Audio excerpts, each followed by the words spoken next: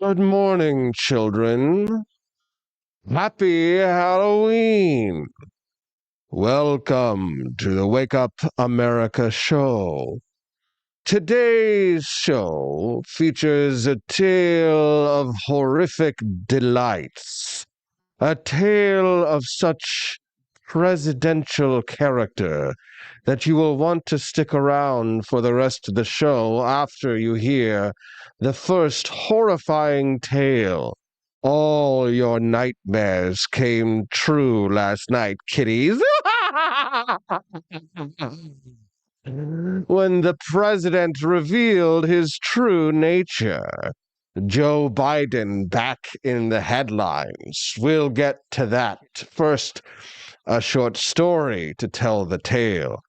Then, after that, the news. Nothing could be more terrifying or a claw biter than the tightness of the race between President Trump and Vice President Kamala. What could be more terrifying than a Kamala victory? We'll talk about that on the show today. And from the depths of the sewers and garbage rises a new hero, the garbage man. President Trump, dressed as a garbage man, taking questions in Wisconsin, playing off, we must say, fair game, fair game. If you're enjoying the show today, please touch the like button with your bony claw. We'd love to have you come join us every Monday through Friday from 7 to 9 a.m. Central Time, Mondays through Fridays. If you'd like to text the show, 573-319-1586. Rare Camellia will be on the show today. And we will have another guest, Daniela Pensack, to discuss the terrifying Nikki Haley and her frightened fear of masculinity in the rallies at Donald Trump's. Too much flesh on the bones, right, kiddies? First, we tell the tale. Let me set up the incident that occurred last night at the White House. In the eerie glow of the White House, lit up for Halloween, the air was unusually chilly, even for a late October night. President Joe Biden, known for his amiable demeanor, was preparing for the annual Halloween ceremony where children from across America would parade in their costumes, hoping for a presidential treat. But, unbeknownst to the public, a secret haunted the corridors of power. Joe Biden harbored a peculiar, ghastly affliction. Under the light of the full moon, on the night of All Hallows' Eve, he transformed into a creature not known to science or folklore. A baby biter. No, God! No, God, please, no! The transformation was subtle at first. His eyes, unusually warm and inviting, took on a mischievous glint, and his smile stretched a bit too wide, showing more teeth than usual. As the clock ticked closer to midnight, his cravings grew.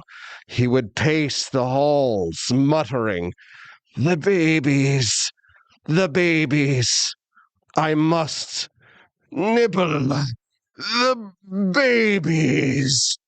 The White House staff, aware of this yearly curse, had always managed to keep it under wraps with a series of cleverly placed distractions and misdirections. But this year, things went awry. During the ceremony, little Timmy, dressed as a tiny werewolf, Huddled up to Biden with an unusually innocent giggle, the president, feeling the curse take over, lunged forward, his teeth aiming for Timmy's chubby cheek. There was a gasp from the crowd. Oh, but before anyone could react, Biden's chief of staff, ever prepared, thrust a giant ice cream cone into the president's mouth. Biden, momentarily distracted, chomped on the ice cream cone, his eyes returning to normal as he mumbled an apology. Oh, I just love these ice creams, you know. The media, ever present and eagle-eyed, caught the bizarre moment, but was quickly herded away by the press secretary, who spun a tale about the president's love for oversized ice cream. Oh. However, the story didn't end there. As midnight struck, Biden, now fully in the throes of the transformation, escaped to the White House garden. There, under a canopy of stars, he found a group of children playing hide and seek. With a cackle that echoed through the night, he proclaimed, "Time for the nibbling!" No, God, please, no! But these weren't just any children. These weren't just any children. They were from a special school of young ghost hunters, trained in the art of dealing with supernatural entities. They quickly encircled Biden, chanting a nursery rhyme that was actually an ancient spell. Round and round the president goes. Where he stops, nobody knows. Back to human, back to man. No more biting as we command. Biden, caught in the circle, felt the curse lift, his teeth retracting. His eyes clearing. The children cheered, having saved the president from himself. The next morning, Biden, back to his usual self, couldn't remember a thing. But the White House staff, with a collective sigh of relief, added an additional measure to next year's Halloween preparations: a baby-proof presidential muzzle, just in case. And so the tale of the baby-biting president became a whispered legend among the staff, a story told in hushed tones, ensuring that the real horrors of Halloween remained locked within the walls of the White House, where they belonged.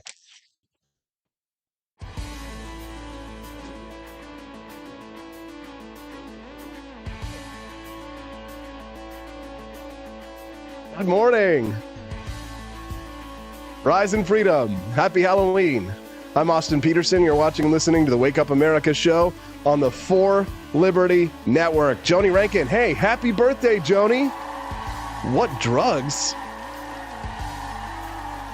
I'll tell you what drugs. It's let's take a look over here. It's camera 4. There it is. Those are my drugs of choice, baby.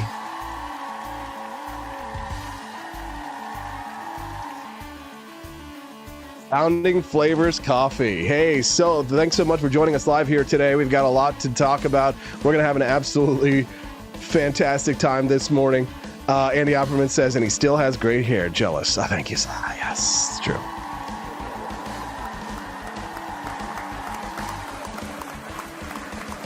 Donald Trump is favored over Kamala Harris in 5 out of 6 toss-up states. Lots of reasons to be excited.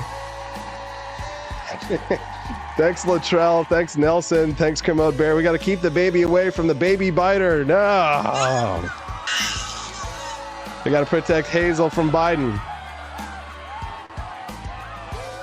Kermode Bear, I know you're trying to prank me, brother. That's not nice. Donald Trump favored over Kamala Harris in 5 out of 6 toss-up states. The only state that he's not. Let's see. It's one on the state that matters. It's Pennsylvania. Trump's up 53-47. This is from Decision Desk HQ. We're very glad to have all of our people joining us live. Thanks so much. If you're doing spam posts, then you can get the hell out forever, and you are muted forever. Welcome to the Wake Up America show. Do click like if you haven't done so already. We'd love to have you be a regular guest on the show. So click follow if today's your first time watching the Wake Up America show, and come back and join us regularly. Camellia Peterson joins us live at 8 a.m. Central Time to talk about some spooky stuff. And at 8:30 a.m. Central Time, Daniela Pensack. Nikki Haley apparently says that we need to back off of the bro stuff. There's a little bit too much masculinity at the Donald Trump rallies. How dare you? Maybe you should just shut up, right? Maybe you should stop trying to police. It's not our job to make you feel comfortable. Is it? Is it our job to make you feel comfortable? Okay, well then what is your reciprocal, what is it your job to do, right? What obligation, social obligation do you have towards us, ladies who are with Nikki Haley? Just curious. We'll speak to Daniela Pensack. She's the queen of Culturama today at 8:30 a.m. Central Time, and then Culturama tonight, the Halloween specials. Do you guys like how I weave in a nice little Halloween narrative for the show? Make something a little bit extra special. We should always have a little bit more fun on the hallways and on the holidays, and certainly Halloween is one of my favorite. I'd love to hear your thoughts on your favorite holidays. What do you guys think of Halloween? I remember there was like a brief moment when I was a child that my mom was not going to let us do Halloween because she was getting real into some of the more stronger, fundy Christian anti-Halloween stuff that was going on. And it was like, it's the devil. And so there was like one year where, and we loved going to our uncle's house. We would go out in Overland Park, Kansas, which is like a really kind of rich neighborhood, even more so now. It's kind of, that's out where I think Patrick Mahomes and Taylor Swift are living these days. But we would go visit my uncle out there, and we would go because all the houses these were all rich people. So we would go trick or treat, and they would have the most amazing Halloween displays outside their houses, graves dug up in their front yard and stuff. I mean, just awesome. I mean, scariest stuff you've ever seen, fun, funny. It was like all kinds of free entertainment, and the candy. This would have been in the late 1980s. And then we'd go back to my cousin's house and my uncle's house, and we'd play like Nintendo because the Nintendo was out for the first time ever. So it was such a great time to be a kid. And I mean, sure, people were like stranger danger, watch out, some baby biters out there might be trying to bite your butt, right? Watch out, kids. But other than that, we could kind of pretty much go mostly on our own. Like the parents were kind of hanging back in a car, down at the end of the street, and then we would go do the streets, and then they would come back. But now the parents are like hovering and like right behind the kids and saying like, say thank you and all that kind of stuff. I mean, it's not really trick or treat if there's no chance for a trick, right? You got to give the treat or else there might be a little bit of a trick. You know what I'm saying, right? Barney Styles has the right of it. He says, I love that the Democrats' idea of outreach to men is to berate men for not caring about issues women think are important. Thank you. Andy Offerman says, if anyone interfered with my candy collecting operations in the 80s, they would have faced an armed insurrection. Yes, amen. Love it. We faced $45 towards the $60 bonus goal. Thanks for the treats, guys. Especially after I worked so hard, gave you a nice little trick. On the Wake Up America show this morning, you can send us a text at 573-319-1586. If you buy the coffee or any of the items over at forlibertyshop.com, that helps to unlock the bonus content as well. I love our coffee. I drink it every day. Today I'm drinking Thomas's Painkiller, which is my number one favorite. So check it out. And if we hit the $60 goal before the end of the show, you'll unlock today's bonus content. It's going to be great.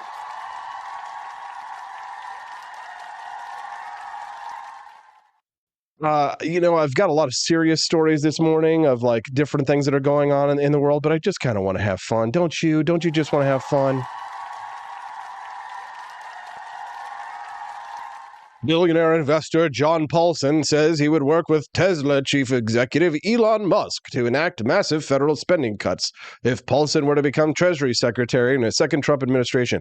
Can you imagine if I had done this show and like tried to set it up like it was like Newsmax or like OANN or something, or like kind of like Fox News? Can you imagine if I did this and I was wearing like a suit every day and I was coming in here and it was always like, Paulson, an ally of the former president, said in an interview that his priority would be extending Donald Trump's expiring 2017 tax cuts, followed by working with Musk to reduce federal spending.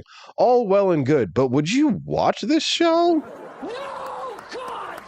No, God, please, no! I don't think so. Knowing what I know about you, you like the Wake Up America show because, you know, it gets a little weird. It gets a little wild. It gets a little dirty even. Do not come.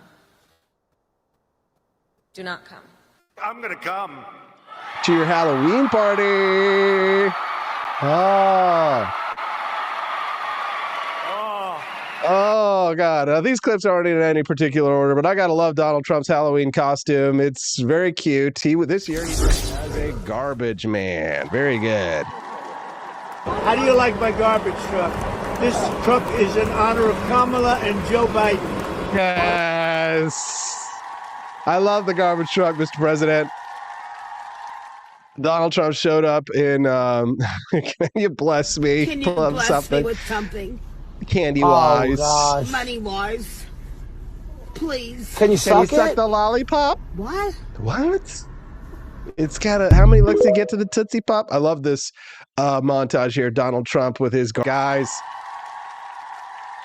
I see somebody said that Vivek Ramaswamy actually went around and did a garbage route. No kidding. You knew I was going to have that clip. All right. Let's do it, man. Let's do it, man. Yeah. Tell me, what are we doing here? Deplorable, irredeemable, Right up to garbage here. person and proud. Thanks, Bucks. Now, Vivek, I don't know how long he'll last Is it in on? this. All right, sweet. Lift open, and then what are we doing? Sweet. Pull them both out. Pull them both out.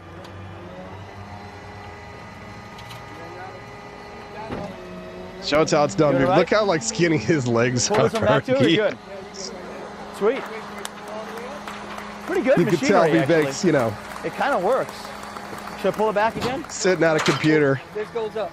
He said at his Should I computer. pull it? Yeah, pull it out. Pull it out? Should I pull it out? Okay, what do I do? There we go. Nicely done, Vivek. Because I'm the garbage man. Oh, I'm the garbage man. I love it. 50 million people are not garbage. I can tell you who the real garbage is, but we won't say that.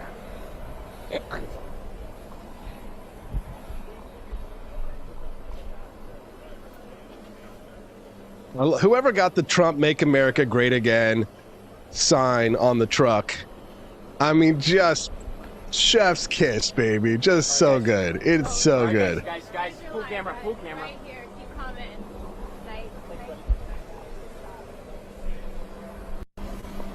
I just love it, man. They're having, at least somebody's having fun. Brett Favre spoke at the rally where Donald Trump continued to to wear his garbage man uniform. I want to address the comment that Joe Biden made yesterday or last night that said the supporters of Donald Trump, us, are garbage. Or garbage.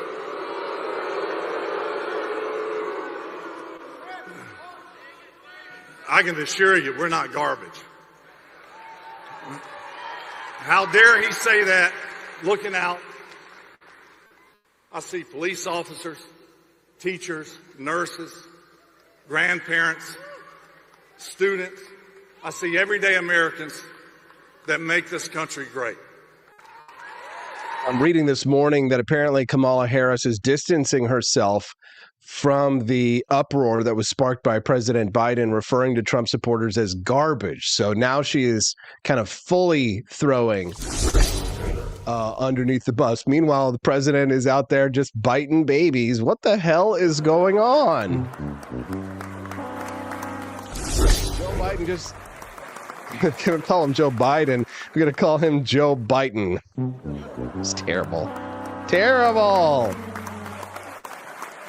Stop it, AP. Joe Biden just out there biting babies at the White House. Biden going around. It's not just one baby. You might think, oh, it's just a simple incident. No. As babies come by, he finds the babies to be delicate. He samples each one. Like some people enjoy wines. Like I enjoy different types of wine. He's like, this baby's got a nice musk. This is a dewy scent here. Oh, powder. Delicious baby. Yikes. Well, babies don't just come out of coconut trees. I don't know what's wrong with you young people. You think you just fell out of a coconut tree? You exist in the context of all in which you live and what came before you. Yes. So the vice president, Kamala Harris, told reporters when asked about Tuesday's remark by her boss that she would, quote, strongly disagree with any criticism of people based on who they vote for, unless you're a Nazi. Unless you're a Nazi, you Nazis. Unless you're a Nazi voting for the Nazi candidate, right, guys? What is this? Joe Biden low on adrenochrome here. Cat Turd is cracking me up. This is demonic. What a sick, satanic pedophile. Isn't satanic capitalized? Cat Turd, come on now. You capitalize demonic, but you don't capitalize the proper noun. This makes me sick to my stomach. What a disgusting POS. Yeah, exactly, Cat Turd. I just agree with whatever's popular. Here it is. The moment. See Joe Biden. What is going on here? Why is he doing this? This makes no sense. Stop. Stop this. Imagine standing up there and actually giving your child to the capital D demonic president, capital P president of the United States, Joe Biden. And somebody put that music in there. Look at that. He's biting the baby. He's biting this dang baby. Look at this. This is the moment. He bites it right there. Oh, look at the full-blown bite. What is going on? No! Stop. This is not AI. This is not fake news. This is Joe Biden eating the baby. Joe Biden, hey, baby. Thank you, John Rand. We got a baby biter in the house here. Here it goes. This is the moment. No! Don't do it. Don't give it to him. No! Oh my God! Stop! Won't somebody please think of the babies? How dare you?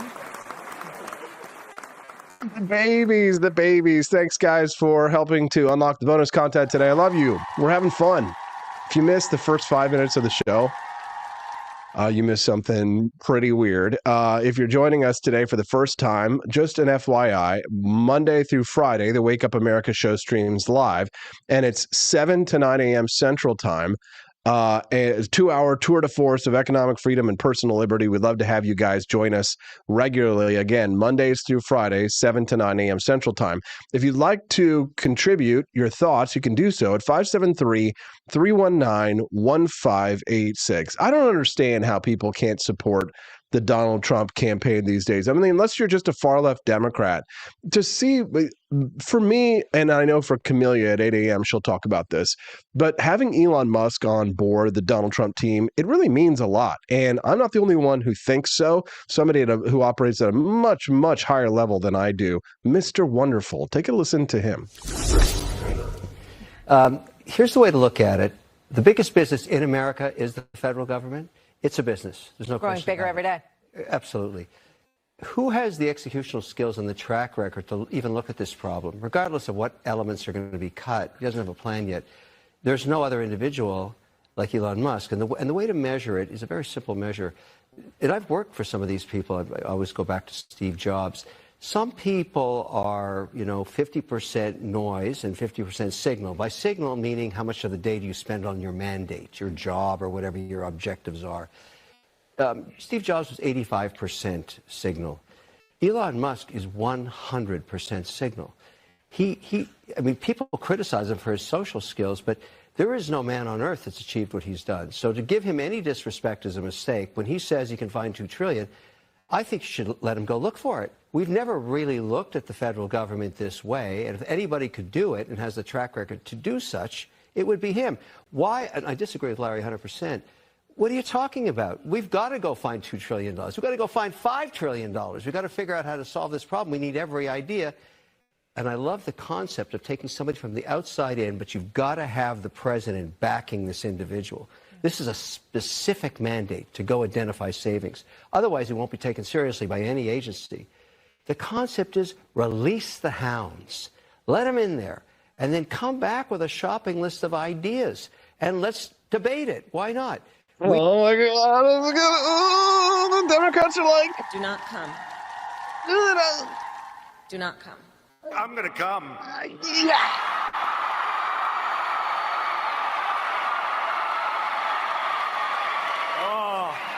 Oh, it feels so good. It feels so good to hear it again. It's feels good to have hope. You're the best.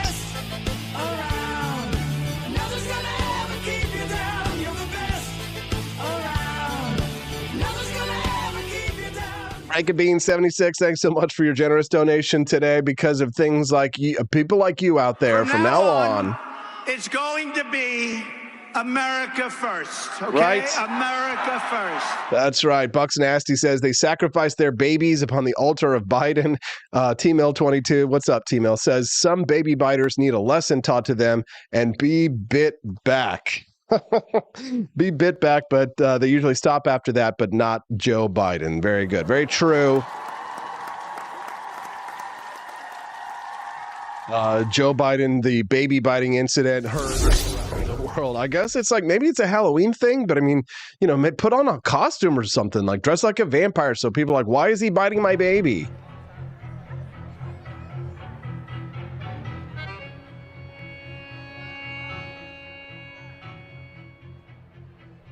I don't understand. I don't understand the baby biting. No, God, please, no. See here, some close up. No. Get some close-ups here. The moment of the bite right here. I mean, delicious, succulent baby. Now, listen, I just want to say that I sometimes bite my baby, okay? Don't get mad, all right? Don't get mad. When I say I bite my baby, first of all, it's my baby.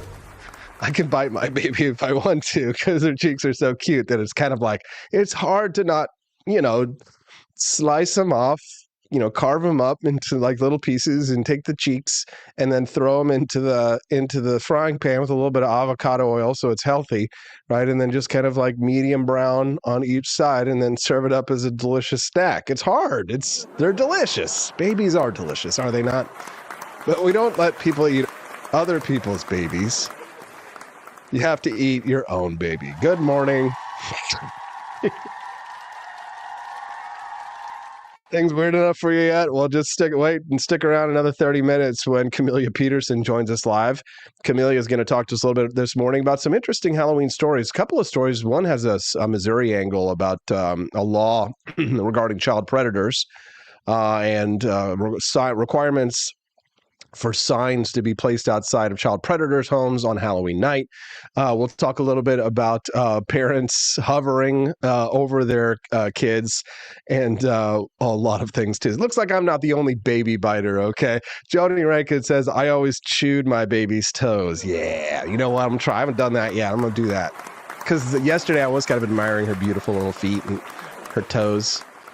Those did look kind of delicious, actually. I could say that she's got that beautiful red hair, too, and I kind of want to snog it. It's just like, wow, so she's just delicious babies. It's Halloween. Everybody can have. Tell you what, 2 babies was too much. That's the problem with Joe Biden. He went too far, right? It's kind of like, okay, you're liking this a little bit too much, and they're not your babies, but we could give Joe Biden a pass for at least one baby. Babies are really beautiful, are they not? They're cute and quite delicious.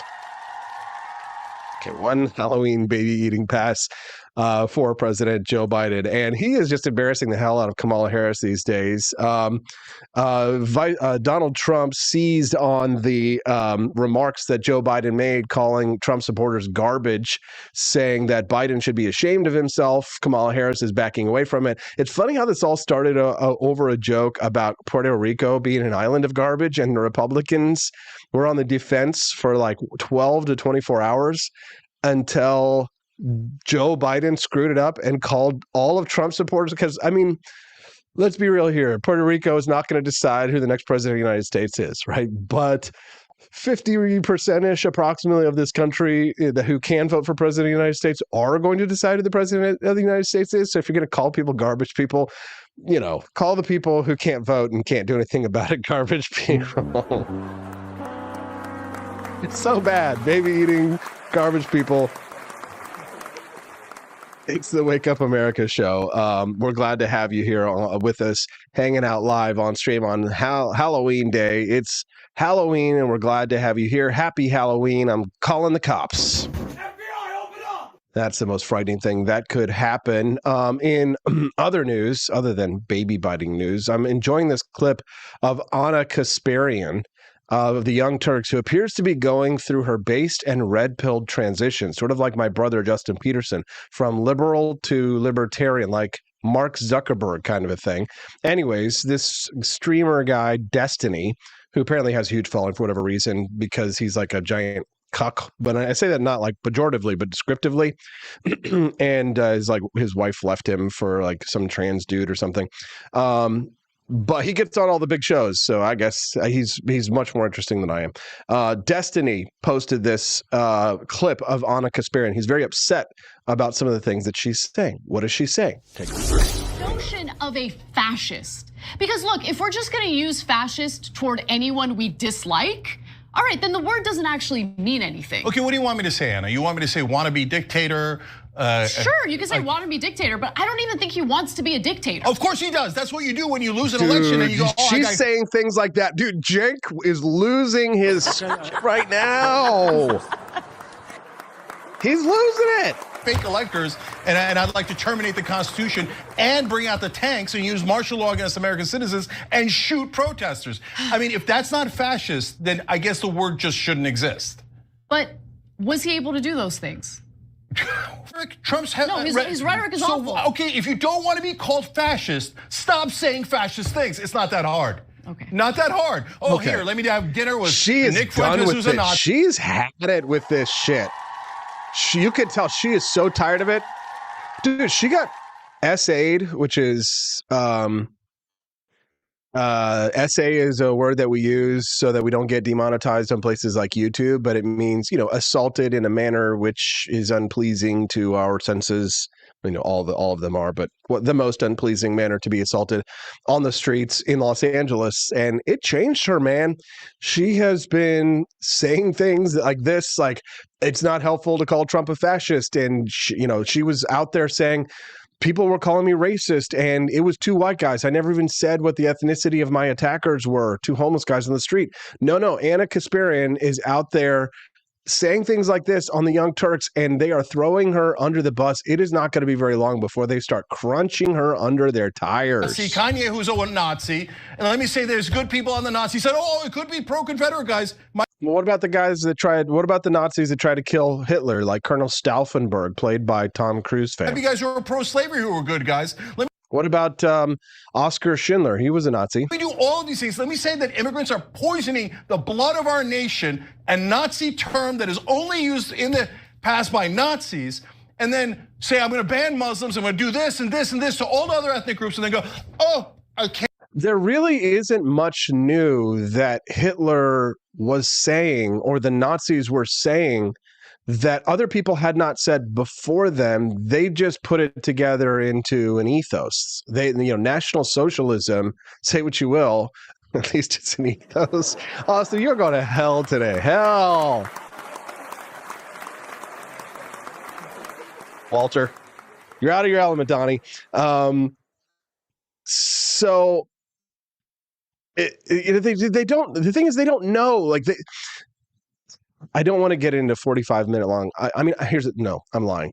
I do want to get into a 45-minute long discussion on the differences between fascism and National Socialism and what the elements of fascism are, and how actually, if I were to list some of the elements of fascism that we implement here in the United States, these people would absolutely be on board with those fascist elements. As a matter of fact, of the very few times that Trump actually did something, quote unquote, fascist, the left signed off. They were 150% on board with what Trump did in the White House. The one thing that I could say for absolute certain, which was the use of the Defense Production Act, which is the president directing corporations to manufacture ventilators and other emergency equipment. That is fascism, but they all supported it. Everybody supported it except for pretty much me and like 10 other libertarians who were like, don't do it. It's not worth it. Don't get the camel's nose under the tent. That is fascism. Please don't do it. But the liberals, of course, you want to talk about real fascism? If I really wanted to come up with a list, I could probably find 10 things just like counting on two hands. I could count 10 fascist things that Democrats did during the pandemic. And yet they throw these terms around. Here's Anna saying, no, let's learn the terms and use them. I don't think Anna quite knows the definition yet. But I think at least she's tired of the ignorance. She's tired of living in ignorance. When you get assaulted on the street like she did, you're mugged by reality. It was a famous statement that the neocons used to say. Why did they become neocons? Because they were former liberals and former Democrats and leftists before they became conservatives. But the way that the neocons used to describe themselves was to say that they were a liberal mugged by reality. And that's actually a fairly deep statement, a profound statement, a liberal mugged by reality. Well, Anna Kasparian, who wasn't mugged, she was assaulted by reality on the streets. And the reaction that she received as a victim, a real victim. Remember, the left, they love victimhood, right? Except actual victims, right? Except people who have actually been victimized. When that victim narrative goes against the narrative that the left is trying to advance, whether it's race or gender, LGBTQ, et cetera, et cetera.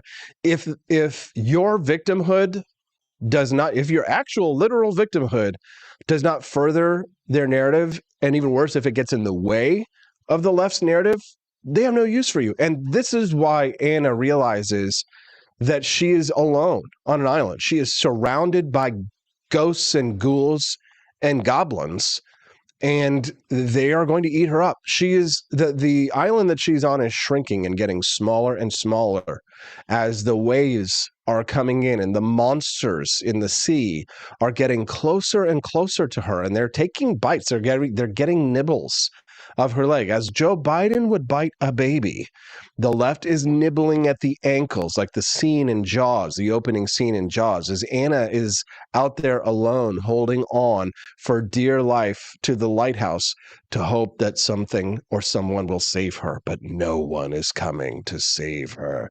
No one is coming to save you. Good morning.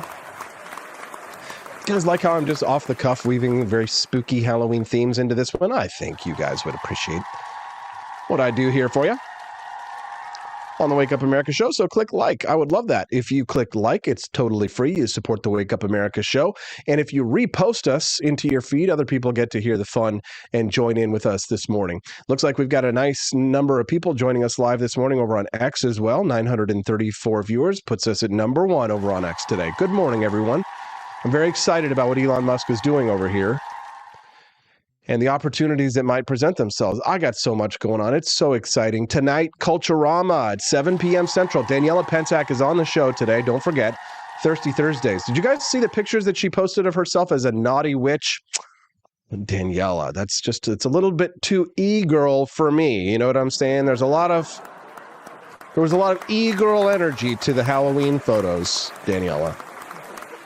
You better watch out. You'll end up being one of those e-girls, okay? No offense, but it sounds like some fucking commie gobbledygook. What does she have in store for Halloween tonight at 7 p.m. Central Time? Watch Daniela Pensack at rumble.com/Culturama.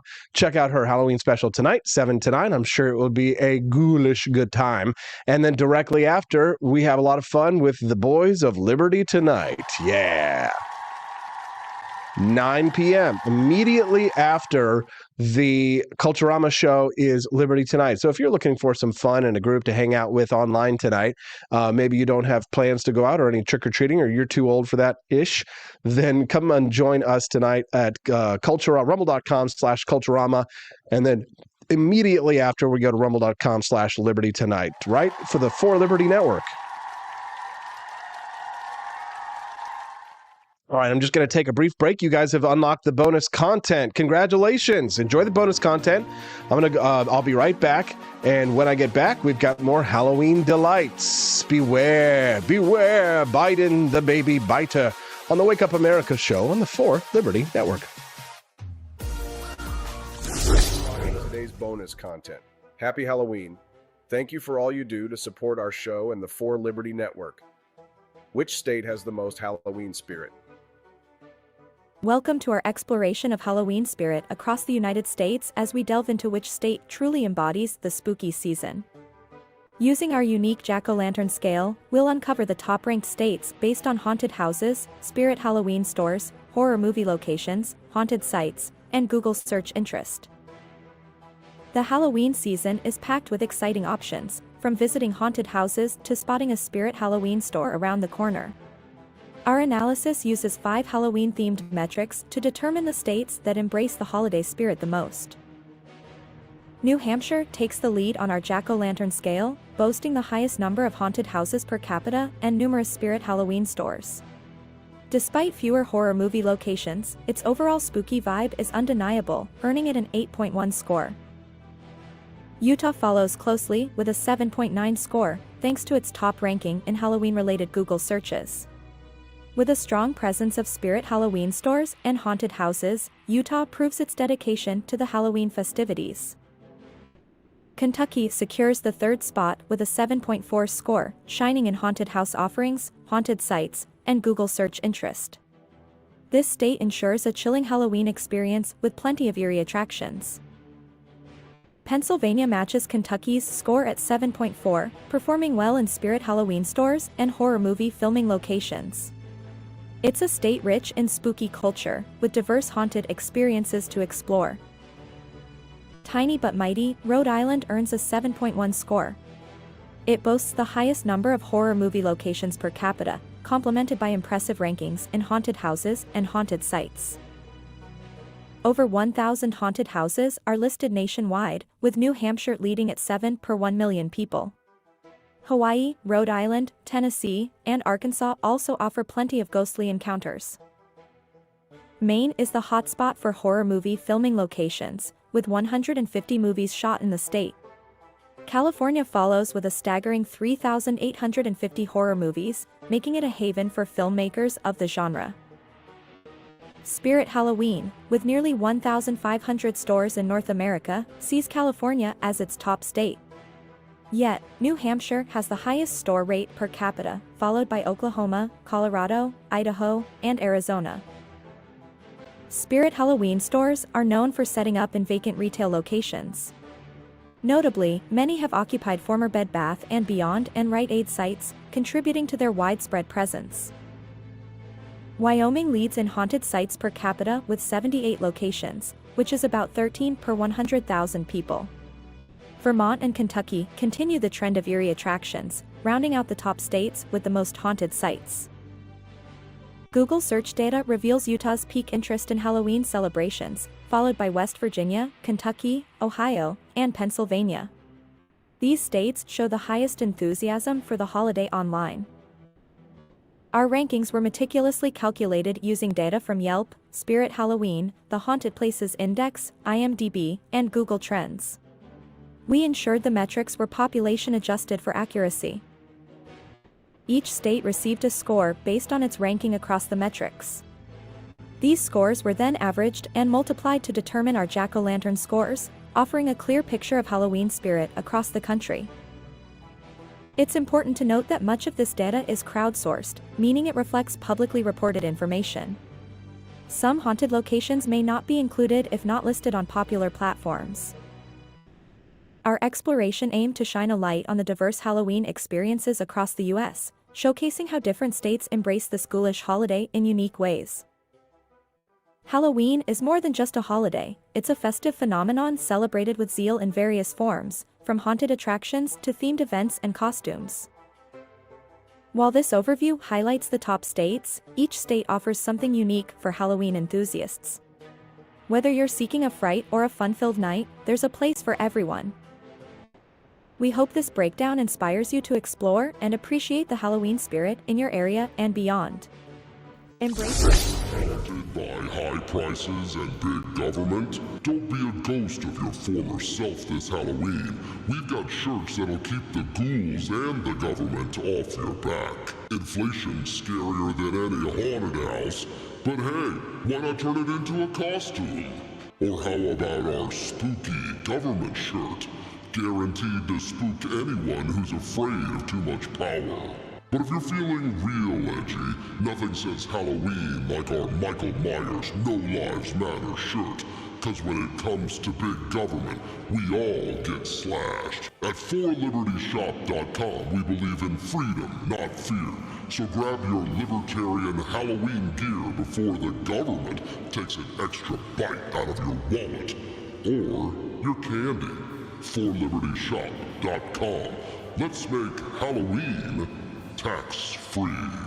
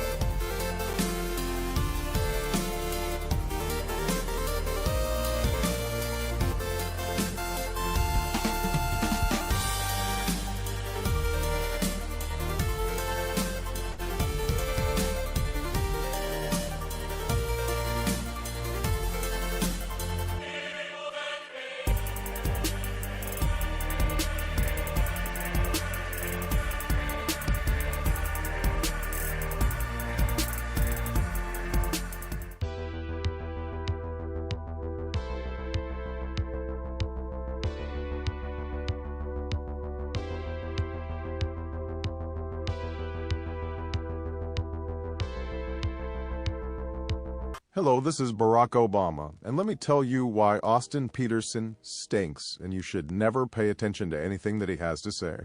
First of all, he's a libertarian, and we all know libertarians are idiots. They don't realize how important government is to everything that we do. I recently became aware that Austin has opened up a libertarian shop at apeforlibertyshop.com. Now, I'm asking you as a personal favor to me that you never ever visit apeforlibertyshop.com. With all of the great Liberty merchandise there, the last thing that we need to do is to get people spreading this message around the country, because then they might start thinking that they don't need government. And that's the last thing that good Democrats like us want. So if you love democracy, like me, and hate freedom, then don't visit AP for Liberty Shop. Like I said, whatever you do, do not visit aporlibertyshop.com. I'm Barack Obama, and I approve this message.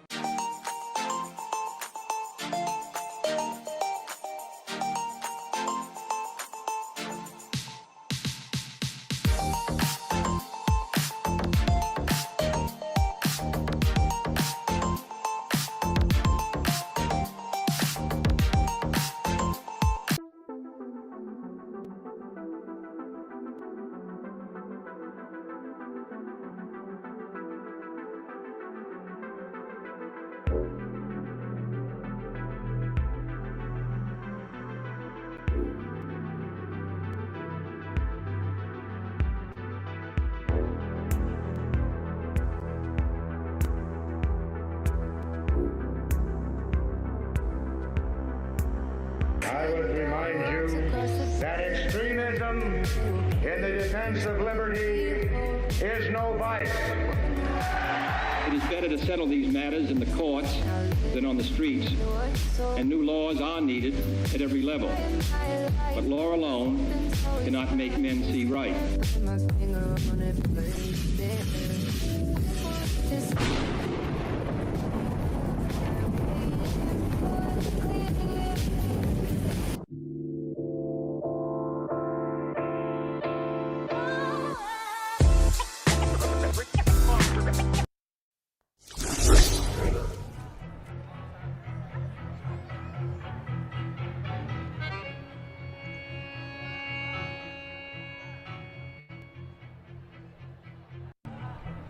What is going on? What is this? He's biting the baby. No! Oh. Good morning. Happy Halloween, rise and freedom. No, that's not AI. That is the current president of the United States, I guess. Biting a baby. Only in America. America is a nation that can be defined in a single word. I was going to put him. That's what my next guest is saying this morning because she's so damn tired from all of the time she just got home. But it's time to wake up with Camelia Peterson. Wow, Camelia, your hair actually looks quite lovely there. Nice to see you, CJ. Thank you. Good morning. I have my coffee in hand. I'm ready to go. Good. Glad to have you here, CJ. Well, are you ready for this election? Are you excited? It's between the garbage man and the garbage and the baby biter. Oh no, it's not the baby biter anymore. Sorry, forgot. No, well, it's the baby biters because we know that they do the adrenochrome and they drink the blood of infants in order to stay youthful. This is such crazy. I'm so glad when it's over, right? But can I just say that I think it's becoming increasingly evident which side has the joy. That's right. Yeah, the joy. I've got the exactly. joy down in my heart. I've got the joy down in my heart. Where? Down in my heart. Yeah, at least you know what? Even if the rest of us aren't really having that much fun, because at this point, people like you and I who are in the thick of it, right? We're kind of like, oh, just let it be done, right? But like for the rest of us, like nobody seems to be having any fun. But you know who's having fun? Donald Trump is having fun. At least he is. He seems to be enjoying himself. Must be nice. For sure. Does it not seem like the last few weeks there's kind of been a difference? Mm-hmm. He seems to be really enjoying himself, I guess. But yeah, no, it is, I think after the whole Biden garbage, comment and whatnot, I think that there are a lot of people thinking, okay, where's this going to go? And Trump he is, if nothing else, a master at trolling. And so it was amazing. Like if you can't look at that and think that is hilarious and relatable, like there's something wrong with you. And I just love the turnabout because they took the left had like the momentum on the whole garbage Puerto Rico. Oh, dare you call these people garbage? And then it was just jujitsu. Bam. He just flipped him around, turnabout, got in the garbage truck. I mean, but it was because of Biden. Hey, are you in on the conspiracy theory? Do you think that Joe is like Biden, trying to sabotage? Trying to sabotage her? I'm believing that conspiracy theory.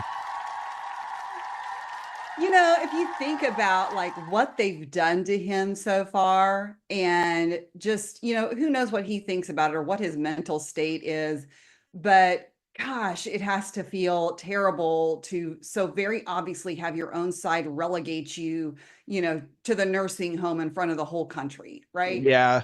I mean, it is sad. And because he's supposed to be the president of the United States, he's supposed to be imbued with all this power, but it's kind of like the Democrats are so desperately trying to just initiate a handoff between Joe to Kamala.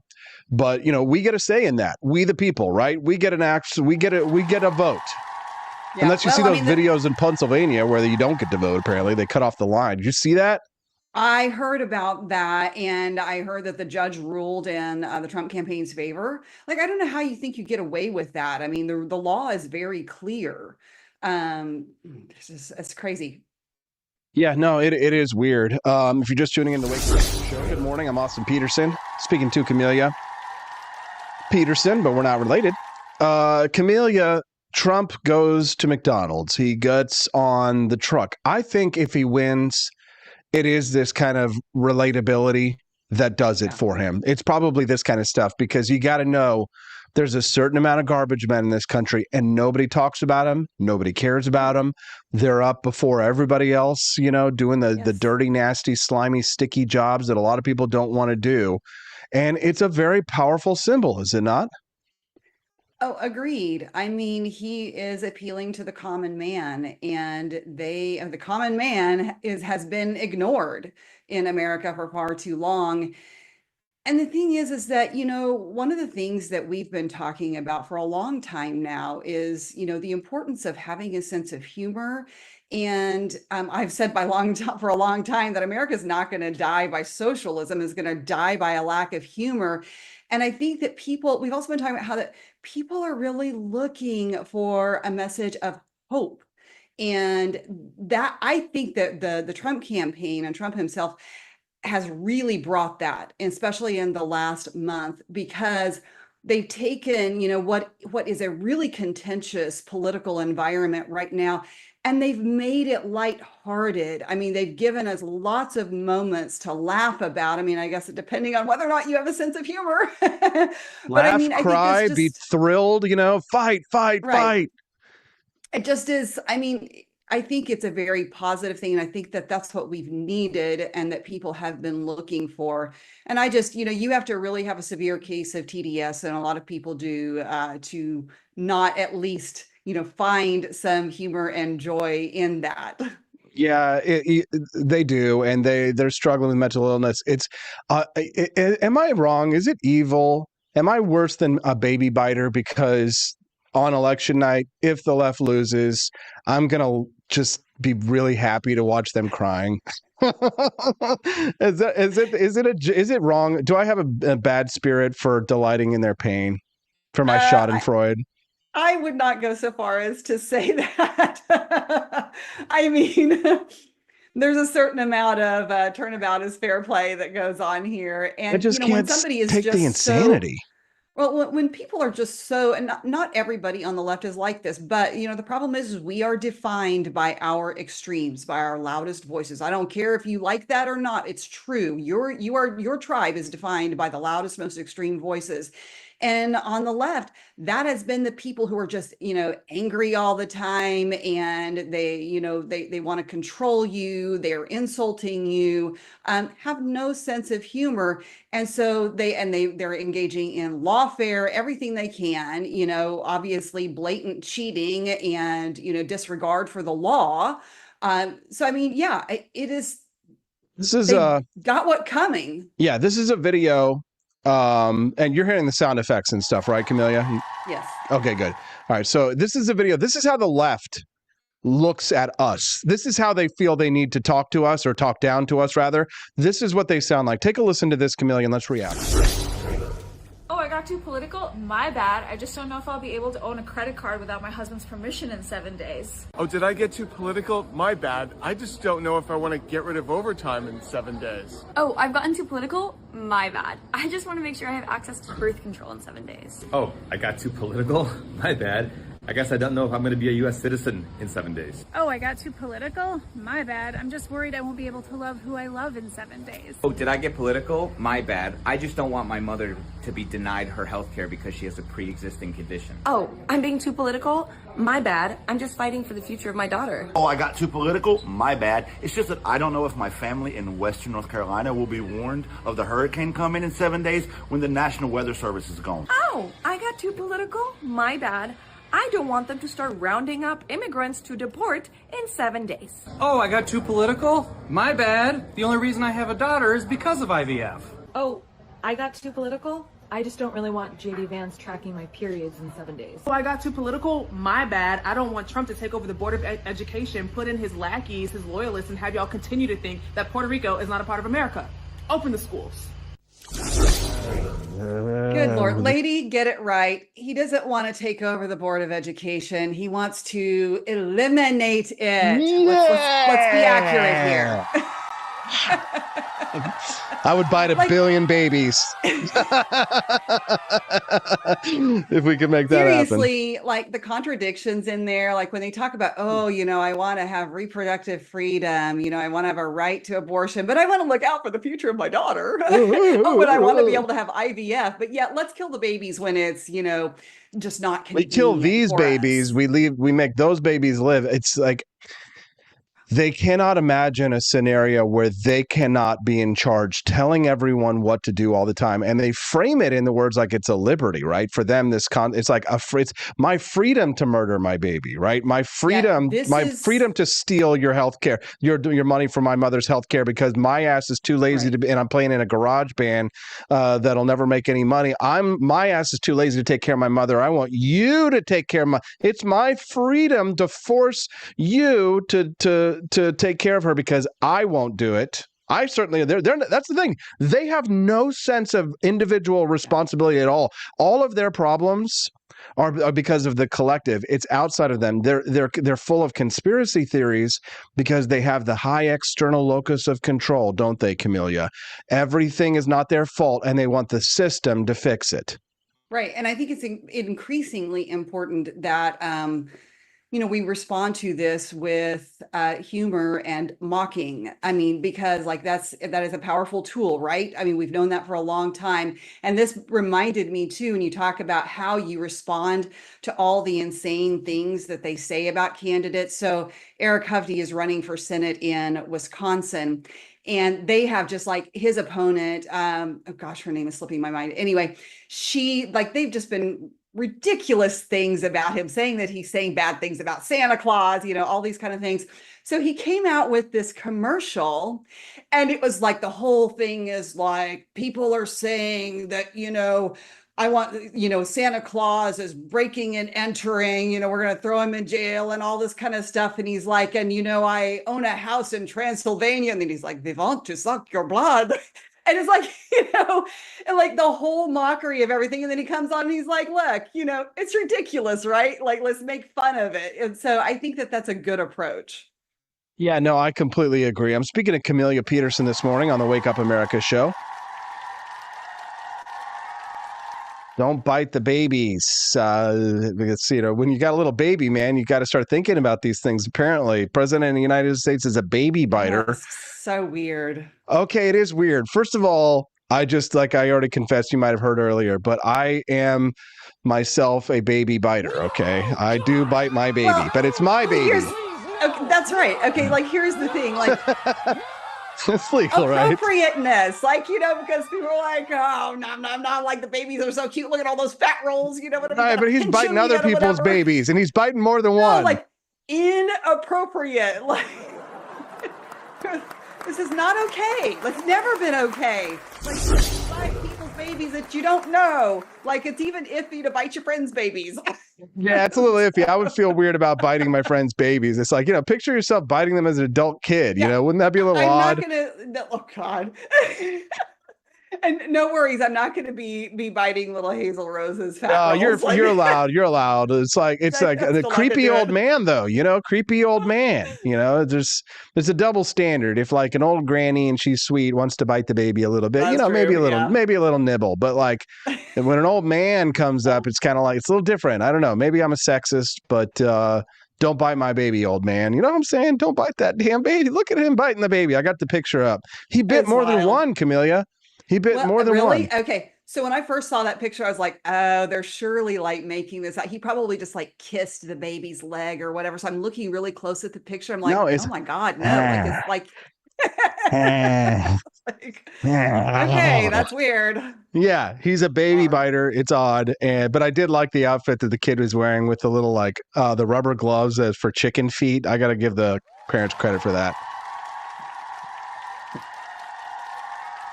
He wants the adrenochrome.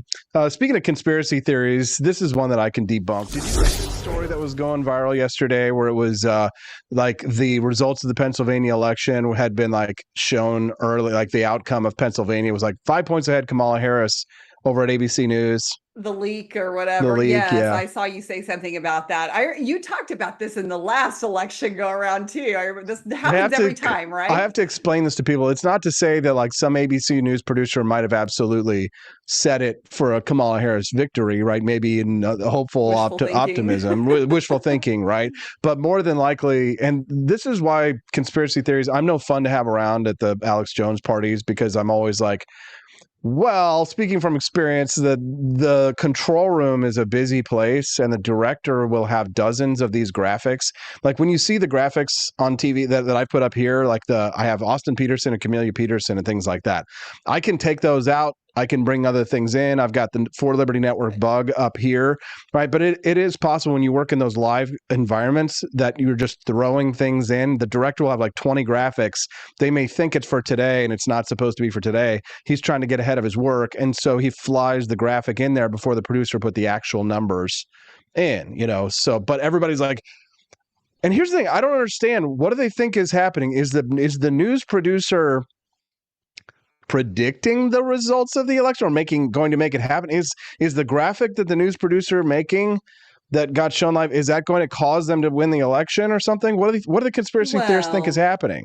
They think that that's what they're actually going to announce the night of, is that this is what they will actually announce, and because they think that there's already a plan in place for the election to go a certain way by so many votes. Like when you think about the logistics for that to actually happen, like the number there are like coordination. So it's like, you got the national like CBS, and then you got local affiliates and ABC and Fox and all that stuff. And some of them are more like closely tied into one another than others. A lot of these people, especially reporters, they're just like reading Reuters or Associated Press. So when you see them regurgitating the same crap, it's because they're lazy and they don't want to go and find like some other news report that they have to go follow up on and do real journalism, because they're just talking heads. They don't really do real journalism. They're just regurgitating what someone else has already written. So right. And I noticed some of the comments were like, well, we'll see if that's the actual number that they then report on election night, right? The problem with that way of thinking is,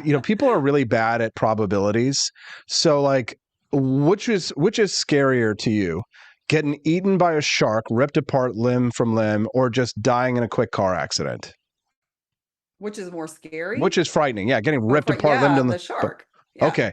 Yeah. Which one's more likely to happen? Oh, the car. Right. But which one are you more afraid of? Well, of course, yeah, exactly. Right. So the problem is that people are irrational. Our fears are irrational. People are really bad at probabilities, statistics of what is going to happen. So like Stephanie, we're venturing to scuba diving. So she's afraid of sharks. And it's like, I look at the statistics, 1 out of 6 of the shark bites that actually occur that are fatal happen to scuba divers. For some reason, the sharks don't tend to mess with us under the water. If we're sitting on top of the water and we're bleeding, that's a different story. But the situation with that number is that like, how many chances, like what's the percentage? It's definitely higher than the lottery chance that that's going to be the outcome. So people are really bad at gauging the probability. So they conspiracy theorize on stuff like that and they get distracted. And a lot of people make a lot of money. Now, Camellia, running these conspiracy accounts. So they're desperate on the hunt for this kind of shit. And they're taking advantage of both sides, right? Yeah. I mean, it's both sides.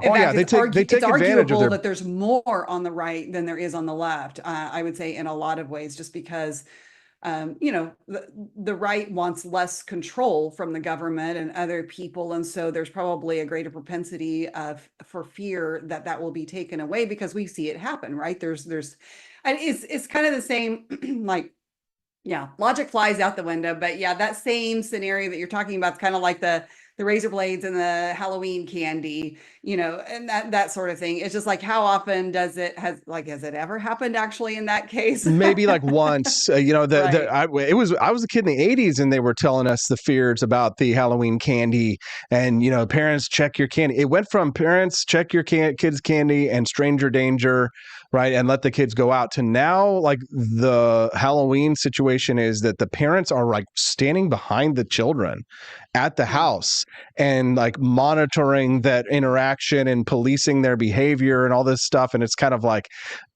I don't know. I just miss the 70s and the 80s. Halloween was more fun back then. It just seemed. I mean, we were kids, but still. Well, like, I didn't have that experience, obviously, but sad, sorry. But yeah, I agree. Hold on. I mean, honestly, though,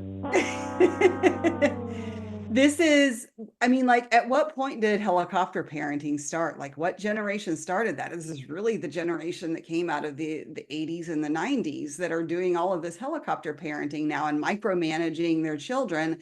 And, you had sent me an article that talks about how we do trick-or-treating now and what you let your kids do, and they're like hovering behind them and making sure they say please and thank you after every single piece of candy and whatnot. And that maybe, we should just let kids be kids for one night out of the year. And here's the thing, like, a little chaos is good, right? Everybody wants to cut loose a little bit once in a while. And if you are raising your kids appropriately, the other 364 days of the year, right? Do you think they're just going to be little hellions on that one other night? I mean, maybe some, but probably not. You raise your kids right, and you won't have to worry about them. But it is interesting because the world has changed so much, Chameleon. And you didn't do Halloween as a kid. I did. And a lot of it is regional, right? You get different types of people. You're going to have different types of neighborhoods behaving in different types of ways. And I can say that there were full-blown adult. It used to be that like if you were an adult that went around on Halloween, you were kind of shamed, right? Unless you were wearing a costume or something. Like it was kind of like, what are you doing out here? Because there are still to this day literal adults, and it's more now than it was when I was a kid, but there are adults who go around for candy. That's how you know this country has gotten too Democrat, because ask the political partisanship. Well, you're going to see some tonight. When you see the adults going around for candy, shame them. Ask them if they're voting for Kamala Harris, because I bet you that they're Democrat voters. You know what I'm saying? Unfortunately, looking for a handout. Yeah. I would love to be able to do that. Unfortunately, I live on a dead end road out in the country, and if kids come to my door, I am wondering where their parents are actually. Okay, good point. Good point. But I mean, here's the thing: like as a society, when you talk about adults going out and trick or treating and dressing up and whatnot, like we see this in a lot of areas. We talked about this a long time ago. How that there's a lot more of the cosplaying going on, and adults having the whole Comic-Con culture.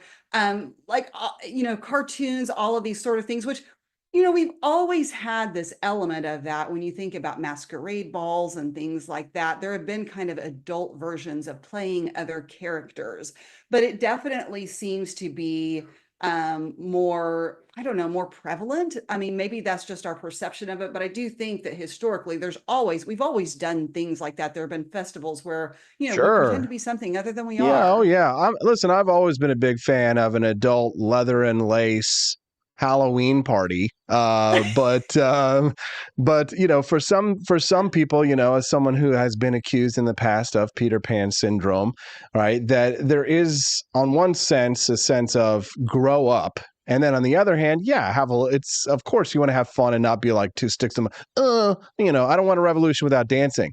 But some people, like, you can see Balance. But for some people, Camille, you could see that it is about delayed adulthood. Sure. They're not adults. They're still mentally children, not because they're retarded or something. It's because they're retarded. You don't call your friends retarded. You don't call retarded people retarded. Go ahead. So, like, there's so many of those people too. And when you talk about how you can tell, you can just tell when you're talking to somebody that they've never learned the skill of thinking through the beliefs that they hold and, examining them. They've not learned to examine their own beliefs and the values that they hold. They don't live an examined life, right? And that, I think, is so much of what we're missing. And I think, honestly, that's what contributes to leftism too. But, this, I think, by the way, little parental advice. One of the very best things that you can do for your children is make them, and yes, I do mean make them, do at least a year or two of speech and debate. Every child should have to do speech and debate because it forces them not only to be able to speak coherently in a public setting, which is good for all of us, but it also makes them be able to look at an issue from both sides of the coin, right? And argue it. And that is that's so valuable. I'm sorry, there was a lot of force and a lot of required, you fascist. That's right. You're a fascist. But parenting is a benevolent dictatorship. Good morning, I'm Austin Peterson. I'm speaking to Camelia Peterson. We're good friends. We've been covering the baby biter in the White House. Joe Biden steps in for a bite. Mwah. Delicious bite of the child. Does it taste like chicken? Well, it should, because the baby is just like a chicken. Look at this baby biter. So nice. He bit them twice. Here we have a close-up of the bite. I've got it pulled up on the screen. Close-up of the bite on the chicken baby. But that wasn't the only baby that he snogged that night. Here we see a ghost baby, and Joe Biden is taking another bite of the ghost America baby. America is a nation that can be defined in a single word. I was going to put him... excuse me. Hey, Camelia, go ahead. It's a good thing nobody brought their baby dressed as an ice cream cone, right? Camelia, I hear that in Des Moines, Iowa, for like the first time since 1938, this is a great story, trick-or-treating for the first time since 1938. No trick-or-treating in Des Moines, Iowa? What's the story? Oh, so this is, by the way, this is something that I'd never heard of before. I find really interesting. And I guess this is kind of a regional thing in a few different states, but in Des Moines as well. So decades ago now, I don't know, it was maybe in the 1930s. I don't remember the exact year. Like, they were concerned that the Halloween night festivities had gotten a little too out of control. And so they made a different holiday where it was okay and legal for kids to go out trick-or-treating the night before Halloween. So on the 30th, and they called it Beggar's Night. And so the tradition is, because they still do this, the tradition is that they go to the door, but you don't just grab candy and go. You have to tell a joke or something like that, right? It's so fun. Like, Yes. to me, I think about this. This is much more fun than just trick or treating. Like, this is participatory. And so, anyway, but what happened in Des Moines is like, they're actually doing it on Halloween this time because there was a weather related, something, caused them not to be able to do it, yesterday. So they are doing it this evening. But I think it's, they're in other places, I think it's also been called Mischief Night or things like that. So, really interesting, Devil's Night, right? You play tricks or whatever, but I think it's a great idea. It was really interesting. I'd never heard of that before. Yeah, fun story. Every year, I'm always trying to find like Halloween stories, and Joe Biden biting the baby was just too dang good for Halloween. The baby biting there, he gave us a great story. I still feel like he's trying to help Donald Trump win the election a little bit. You know what I mean? If, two babies, but he had to bite two babies, I guess that's enough. I can sacrifice a couple of babies. Well, speaking of predators. Yeah, speaking of predators, we got a situation here in Missouri where this, she seems like a well-meaning lady, this activist who is mad about the law is not requiring predators who are registered here in the state of Missouri to put a sign out tonight that says no treats or whatever here. Yeah, no candy at this home. So this is, gosh, I was like reading through this. I'm interested to hear your thoughts on this. I'm reading through this thinking I totally understand what she's saying. And I also I also understand what the judge is saying, but I also believe that, it's such a heinous crime, right? And the question is like, do you believe that people can change, that there is redemption for people? But, you know, obviously, even aside from that, people still have to, like, they have to, there's consequences. You have to pay the consequences for your behavior. So But that's what jail is for, right? It's kind of like if they're not ready to, if they can't receive their full rights, they shouldn't be out in society. It's kind of the same thing with guns. So let me just let me just set this up real quick. So this mom is mad that people who are predators in Missouri don't have to have signs outside their homes that say no candy or treats or whatever here. And she's fighting to make it the law, to mandate it, because she suggests that this is going to protect children from predators.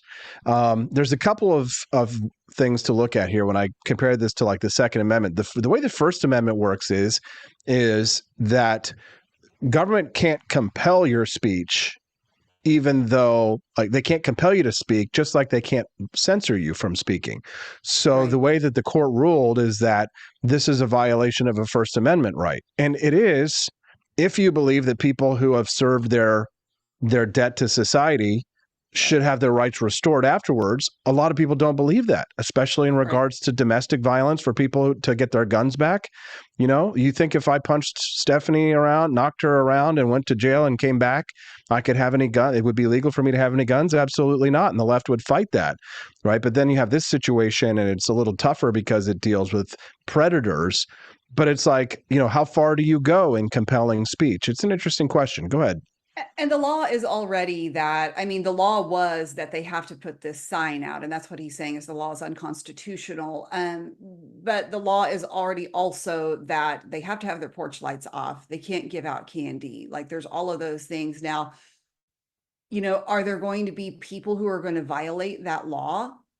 Sure. Like, you know, I'm not sure what the recidivism rate is on, you know, this particular crime whenever they do allow people out of jail. And I'm sure that there are things that are not done justly, right? I mean, the justice system is definitely not perfect.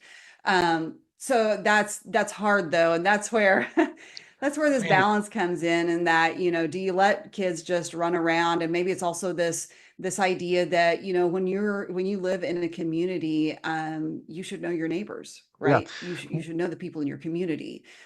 We got to wrap this up. Camellia, I'm just curious, are you shocked that the country might be getting ready, speaking of felons, getting ready to re-elect a felonious French fry cook / garbage man for president of the United States?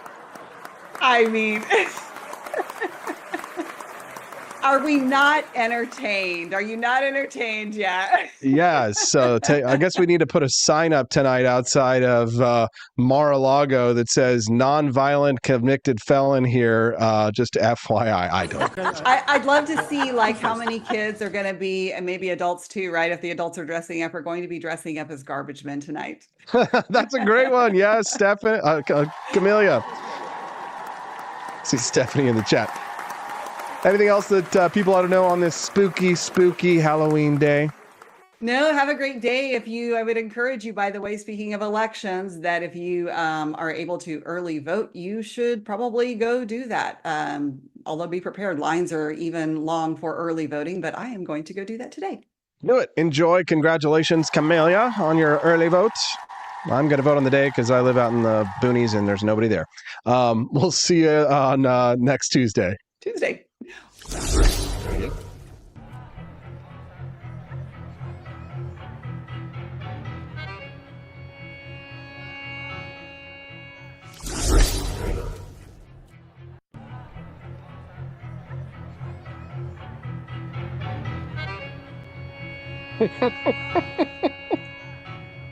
He's biting the baby. Don't do it. Don't give him the baby.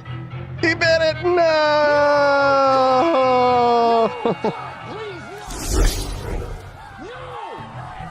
Don't forget tonight, you've got two back-to-back great shows, Culturama and Liberty Tonight. Speaking of Culturama, joining us live in 5, Daniela Pensack.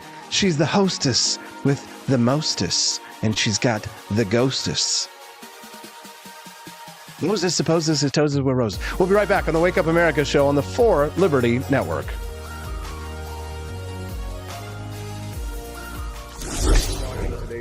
content. Happy Halloween. Thank you for all you do to support our show and the For Liberty Network. Which state has the most Halloween spirit? Welcome to our exploration of Halloween spirit across the United States as we delve into which state truly embodies the spooky season. Using our unique jack-o'-lantern scale, we'll uncover the top-ranked states based on haunted houses, spirit Halloween stores, horror movie locations, haunted sites, and Google search interest. The Halloween season is packed with exciting options, from visiting haunted houses to spotting a spirit Halloween store around the corner. Our analysis uses 5 Halloween-themed metrics to determine the states that embrace the holiday spirit the most. New Hampshire takes the lead on our jack-o'-lantern scale, boasting the highest number of haunted houses per capita and numerous spirit Halloween stores. Despite fewer horror movie locations, its overall spooky vibe is undeniable, earning it an 8.1 score. Utah follows closely with a 7.9 score, thanks to its top ranking in Halloween-related Google searches. With a strong presence of spirit Halloween stores and haunted houses, Utah proves its dedication to the Halloween festivities. Kentucky secures the 3rd spot with a 7.4 score, shining in haunted house offerings, haunted sites, and Google search interest. This state ensures a chilling Halloween experience with plenty of eerie attractions. Pennsylvania matches Kentucky's score at 7.4, performing well in spirit Halloween stores and horror movie filming locations. It's a state rich in spooky culture, with diverse haunted experiences to explore. Tiny but mighty, Rhode Island earns a 7.1 score. It boasts the highest number of horror movie locations per capita, complemented by impressive rankings in haunted houses and haunted sites.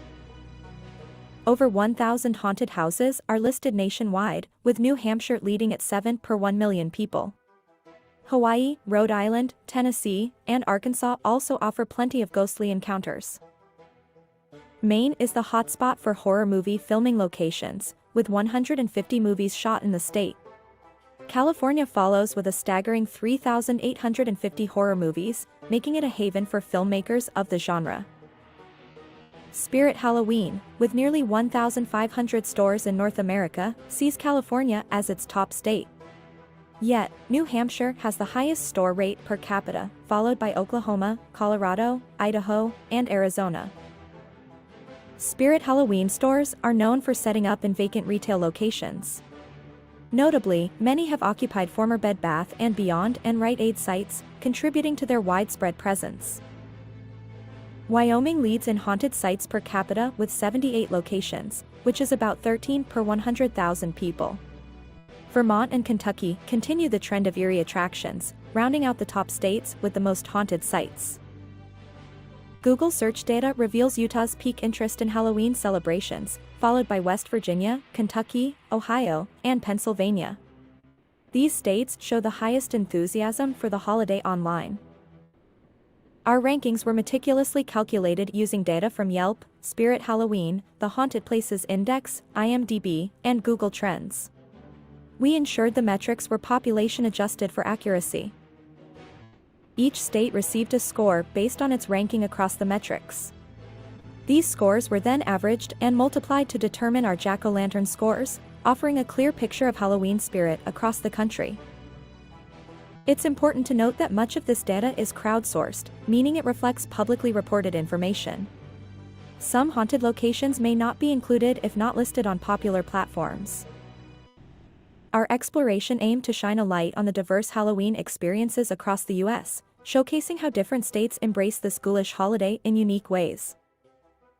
Halloween is more than just a holiday, it's a festive phenomenon celebrated with zeal in various forms, from haunted attractions to themed events and costumes. While this overview highlights the top states, each state offers something unique for Halloween enthusiasts. Whether you're seeking a fright or a fun-filled night, there's a place for everyone.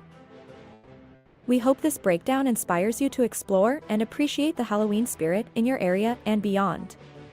Embrace the spookiness and let your imagination run wild this Halloween season. Our findings underscore the enduring appeal of Halloween. From haunted houses to iconic horror movie sites, Halloween remains a beloved cultural event. Stay tuned for more exciting stories on Halloween trends and celebrations. Dive into our full analysis for detailed insights and enjoy the spookiest time of the year. Don't forget to subscribe for more.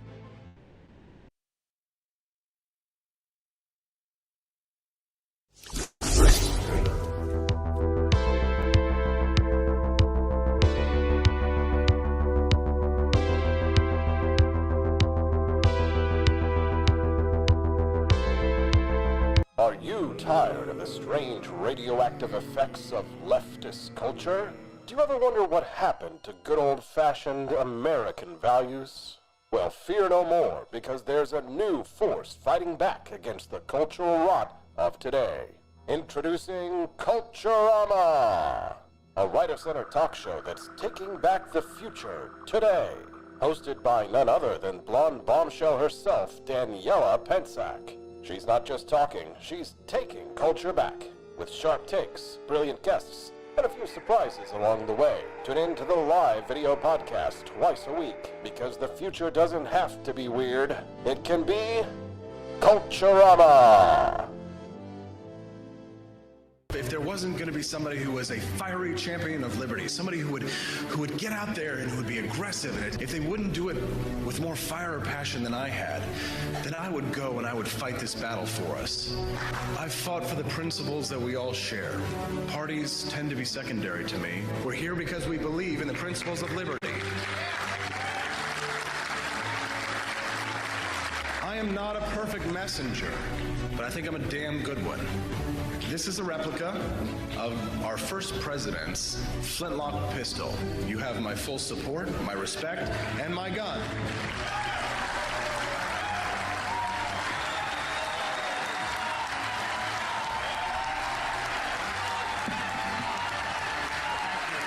I think that at the heart of my philosophy is much more libertarianism than well, that's the fashionable word these days, I guess. A conservative is no longer just that. He's a libertarian and always has been.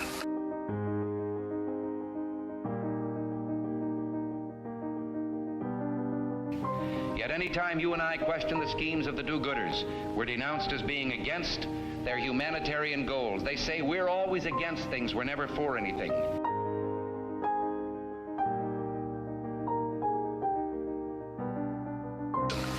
What is fascism? Fascism is private ownership, private enterprise, but total government control and regulation.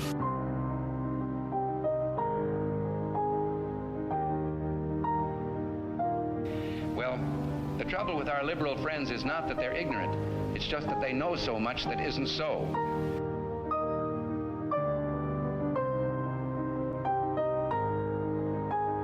If we lose freedom here, there's no place to escape to. This is the last stand on earth.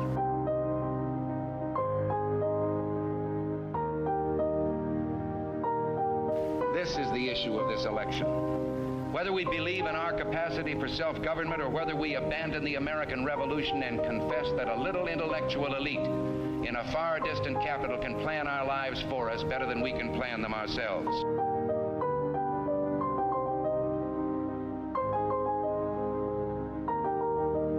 Conservative, so-called, is the one that says less government, get off my back, get out of my pocket, and let me have more control of my own destiny.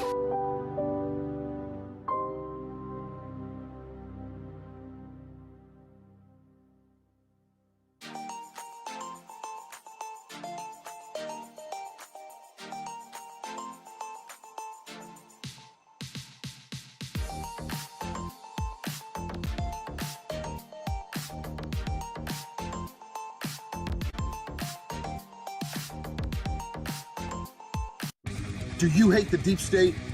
Do you reject the Antichrist in all his ways?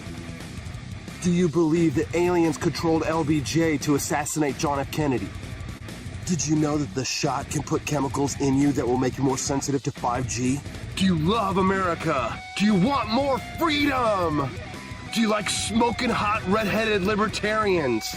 Then the AP for Liberty shop is for you! Check out all the awesome new merch and have a happy new year! Fight the deep state, reject the Antichrist! Visit AP for Liberty shop and get your patriotic merchandise now, or the deep state wins!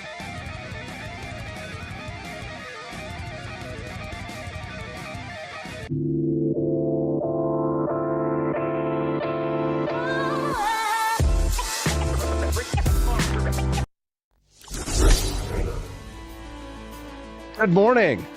Rise in freedom. I'm Austin Peterson. You're watching and listening to the Wake Up America show on the For Liberty Network. Click that like button. If today's your first time watching the Wake Up America show, I'd love to have you be a regular guest. I don't know if we're still dominating over on X. Last I checked, we were. Sometimes the Bitcoin boys. Yeah, there they are, the Bitcoin boys. Boo. No, I can't take anything away from the Saudi Arabian Bitcoin show this morning. They've got 8,700 people watching them live. You know what? It's spread the love, okay? But guess what? We're number 2. The Biden baby biter live stream. Number 2 on X this morning. I was just chatting about it with my next guest about all the exciting things that are happening here on the For Liberty Network. She has her own show on the For Liberty Network. We started out as digital buddies, cyber friends. I think I sent her a DM on Instagram and was like, would you like to come on my show and talk about this thing that you posted about on your Instagram? And she said yes. Then we became friends. We have never met in person. I have no idea if she's actually a real person. She could be a monster herself. Baby biter for all we know. Daniela Pensack joins us live on the Wake Up America show. Hey, Daniela, are you a baby biter? I've never bitten a baby before in my life, Austin. So I can't confirm that. I could be a monster, though, from what I've heard. So that could be possible. So we haven't met in person. So, we don't know like what powers you may have. I saw you dressed up as a witch the other day. It was quite frightening. So hopefully people won't be too afraid to watch your show tonight, which is, I guess, a Halloween theme. But something tells me people aren't too afraid of the witch costume. But yes, if you do like the witch costume, I will be wearing it tonight on stream for my Culturama show because it's Halloween night. So we're going to make it really special. Witchcraft. When I was a child, Daniela, my mother, warned me about witches casting spells. And Harry Potter hadn't been written yet, so I'm sure she probably would have had the satanic panic over that. Yes. But there was a year when my mother almost was like not going to take me and my brother trick or treating because of the fears of demonic possession. I was like, no. That's no fun. I know you're a strong Christian, Daniela, but All Hallows Eve, I guess dressing up like a witch. I mean, it's okay to have a little fun, right? I'm a Christian. I'm not that kind of a Christian. I know the kind of Christians you're referring to. I still like to have fun. I still like to learn about different cultures and traditions and rituals even. So Halloween has never necessarily bothered me. I didn't grow up with Halloween as much, I would say, as your average American child, but I was definitely exposed to it. Yes. As a matter of fact, I think a lot of people don't know that English is actually your second language. Yes. And I learned, I think I knew that like from a year ago, but then I had forgotten because there's a website where people use it's like dubious sources sometimes because it's publicly edited. What is the name of that website again? Where it's everybody's publicly editing? You mean Wikipedia? Well, say it again. Oh, Wikipedia. I still can't say that. It's either pronounced Wikipedia or Wikipedia. I know I said on stream, and a lot of people were talking about that. It was we were all having a conversation. I think Stephanie the next day was like, "Did she call it Wikipedia? What was it? Wikipedia? Wikipedia, right?" So, do you still speak Russian, Daniela? I do a little bit at home. It was my first language, but because I had to obviously go to school here in the States, I had to learn English really fast and really quickly at the ripe age of 5. And so that pretty much like English overtook everything in my life. So now English, I would say, is like my primary language, but I do still speak a bit of Russian at home. I understand it at least. Yes. And what is a word for someone who launches multiple business ventures, tends to be an enterprising person? What is the name for that? For like a business mogul, I wouldn't know the word for that in Russian. No, but I mean, what's the word in English? What would you call like a business person who tends to start a lot of capitalistic ventures? They're called. I'll call them like a business mogul, right? Or like an ardent capitalist. Ardent capitalist, but when they have an enterprise, you call them it's like a French sounding name. It would be called and starts with an E. No, it starts with an E, right? Start a lot of businesses. They're very enterprising. It is early in the morning for me. I'm blanking out here. Okay. I'm desperately trying to get you to say entrepreneur. Oh, entrepreneur. My goodness. Obviously. Entrepreneur. Did I say that one incorrectly? I think it was like I don't know what it was, but it was some kind of Russian French butchery the other night that we did the other night. I was like, oh my really, God. I guess my English is slipping. I don't know. I think it's with all these new cultures that are coming in. I seem to have been I'm intermingling with all these other cultures and languages, perhaps. So that's what I'm it is. picking up on a lot of other things. Says she. Maybe she's not a monster. She is a Russian spy. Oh, I've been accused of that before too. Fucking commie gobbledygook. Daniela, you're the host with the most. Tonight, Halloween special on Culturama. She'll be wearing the witch costume, and I'm sure everybody will enjoy the tricks and treats. Let's talk a little bit about the tricks that Nikki Haley's playing on us. She's decrying the masculinity that she sees at the Trump rallies. So we can't have that. It's a little bit too much, too butch. The men are having a little bit too much fun. She has to tamp that down. What's the story and what's your take? Yeah, so Nikki Haley did come out on Fox News basically complaining and longhousing the Madison Square Garden rally that the Trump campaign has done. She said that they are focusing too much on the male vote. A lot of the messaging, she has said, had a lot of bromance and was basically appealing to and catering to the male gaze, so to speak, but in a different way. And she wasn't too happy about that. And she talked about how the Trump campaign should be focusing more on women. Also, I believe that Megyn Kelly has come out and said something pretty much similar. So, you know, you are having these women on the right wing that are effectively trying to just completely longhouse and take control and steer the ship that has been doing major political movements ever since the beginning of this election. And so they're pretty much, you know, trying to stir some, it seems like they're trying to stir some controversy just, you know, less than a week out of the election. And it's, you know, rather concerning to me that they're doing this. You know, I'm going to say having Hulk Hogan at the rally was a little bit of a questionable choice, but at the same time, that's what seems to be bringing attention and eyes on the campaign and getting people out to vote. So whatever works, works. If they think if the campaign thinks that this is what's going to get people to vote and more motivated to go out to the polls and vote for Trump, it's going to work. I'm just saying perhaps we should have this conversation at a different time. I think it's bad timing on her part. Also, it's a bit controlling, very typical, very feminine behavior. Okay, now you can't just make a statement like that, Daniela. Oh no, I about said the wrong thing.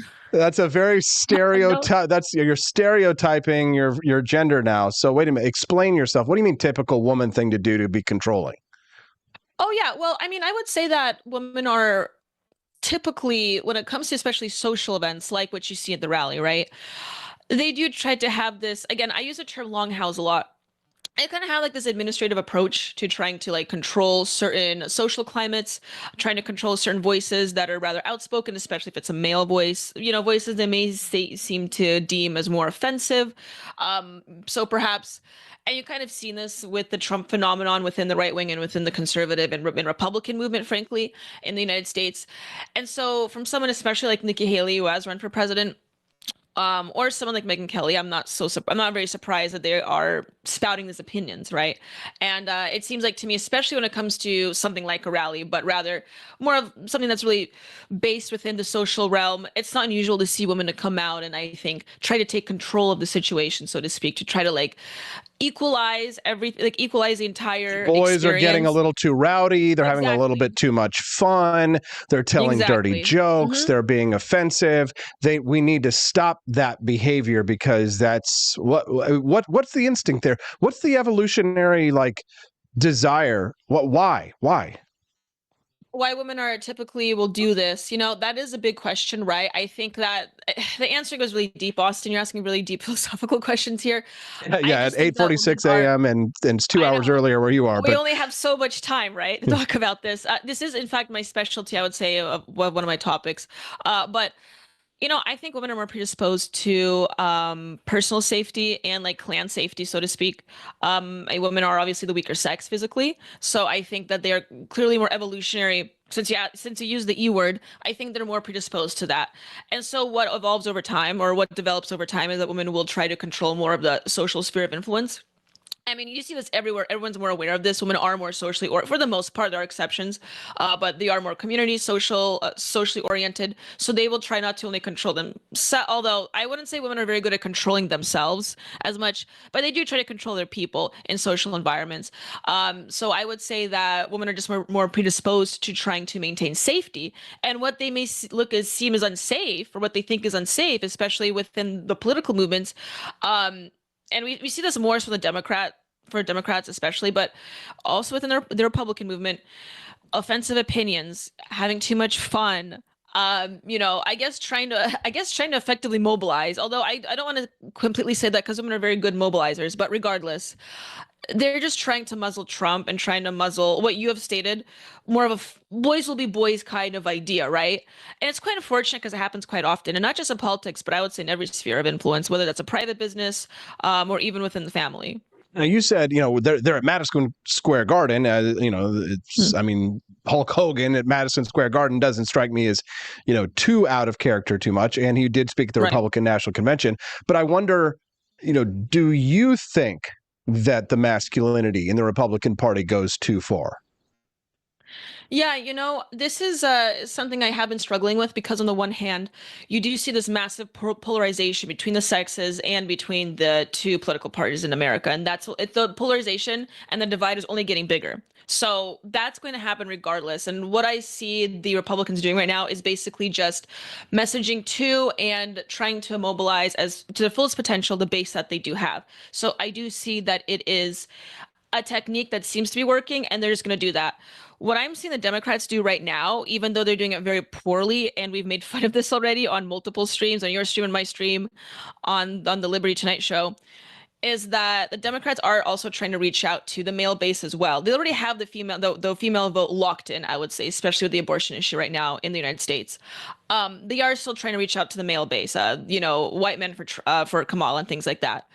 So the Democrats are trying. I would say that the Republicans are not as trying as much as they could be. So I understand where Nikki Haley or Megyn Kelly are coming from, but at the same time, the timing in which they're coming out, especially Nikki Haley, it's kind of snaky for her to do this.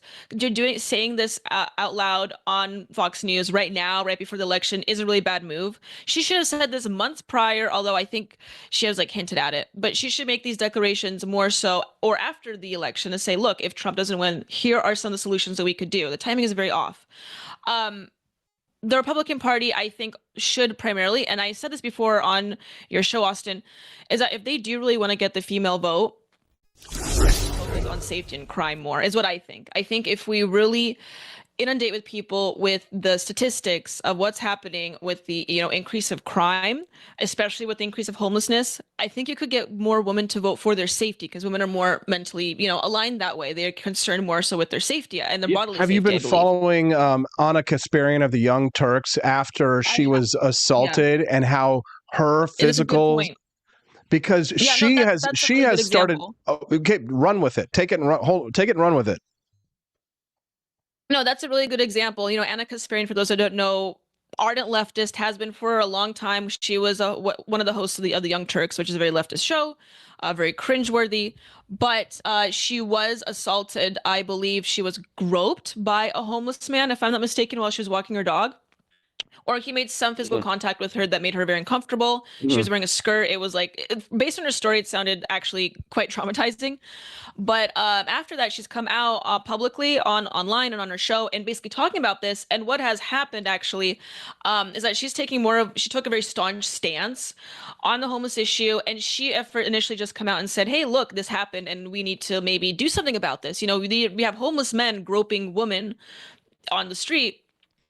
Unfortunately, due to the audience that she has cultivated all these years, they were not too happy to hear that. They were basically blaming Anna for saying this and saying that, she isn't focusing. She needed to focus on rehabilitation and understand the homeless people and the homeless crisis and the mental illness crisis, right?